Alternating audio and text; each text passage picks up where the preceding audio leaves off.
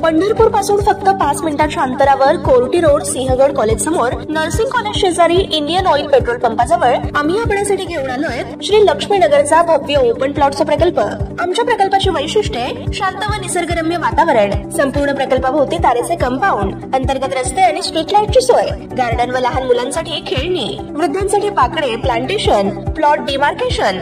वेगाने विकसित होणाऱ्या या परिसरात आजच आपला प्लॉट बुक करा। संपर्क 8788 151739 9923 791372। घडामोडी पाहण्यासाठी आमच्या YouTube चॅनलवरील PVR म्हणजेच पंढरी वार्ता या न्यूजला सबस्क्राइब करा आणि शेजारील बेल आयकॉनवर क्लिक करा। मोहोळ तालुक्यातील मतदारसंघामध्ये संभाव्य उमेदवार व शिवसेना नेते राजू खरे यांच्या माध्यमातून प्रसंगी स्वखर्चाने करण्यात येत असलेली विकास कामे हा चर्चेचा विषय ठरला। तर अनेक दुर्दैवी घटनांमुळे अडचणीत आलेल्या कुटुंबास राजू खरे पुढे करीत असलेला मदतीचा हात, अपघातग्रस्त कुटुंबास करीत असलेली भरीव आर्थिक मदत, वैद्यकीय खर्चासाठी करीत असलेली मदत यामुळे राजू खरे यांच्याबद्दल आदर देखील व्यक्त केला जातोय। विकास कामांसाठी पुढे येतानाच राजू खरे हे मतदारसंघातील लोकांच्या वैयक्तिक सुखदुःखात देखील सामील होत आपुलकीचे नाते जोपासत आहेत याची दखल घेतली जाते। मोहोळ मतदारसंघातील नेपतगाव मध्ये असलेल्या एका गरीब कुटुंबातील एक तरुण युवक आपल्या डोक्यावर असलेल्या कर्जापायी व होणाऱ्या त्रासामुळे आपल्या शेतात जाऊन त्याने आत्महत्या केली। ही बाब उद्योजक राजू खरे यांच्या समोर आली। त्यांनी तात्काळ समस्या जाणून घेत तात्काळ त्या कुटुंबाची भेट घेत सांत्वन करत व आत्महत्या केलेल्या युवकाची समोर 2 लहान मुलं दिसताच त्यांच्या भवितव्यासाठी राजू खरे यांनी तात्काळ रोख 50,000 रुपयांची मदत केली।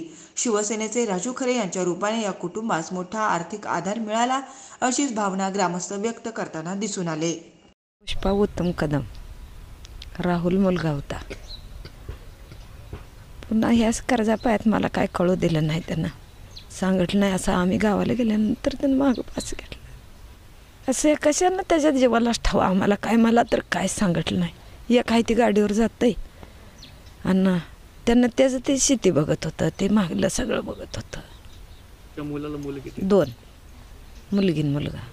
मुलगी 7वीला आहे, मुलगा 4थीला आहे। तंटामुक्त अध्यक्ष विठ्ठल हेगडकर, राहुल कदम यांची आत्महत्या 20 तारखेला घडली। त्यांच्या घरच्या शेतात, या घरापासून 1 किलोमीटर अंतरावर घडली आणि ती वार्ता आम्हाला कळता आम्ही त्या ठिकाणी गेलो।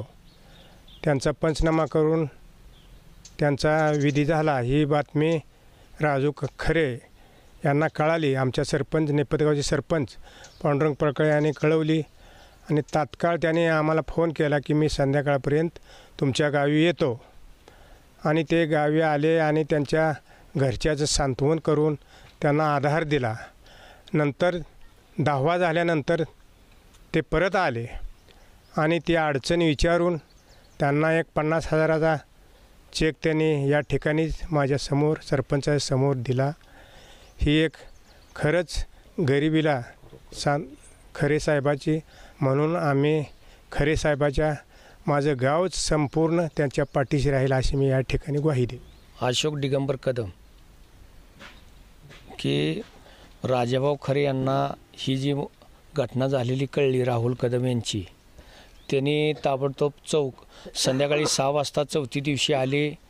परत 10वा झाल्यावर आले, त्यांनी 50,000ची रोख मदत केली। म्हणजे असे आपले पांडुरंग पळकळे यांनी त्यांना निरोप दिले आलेत।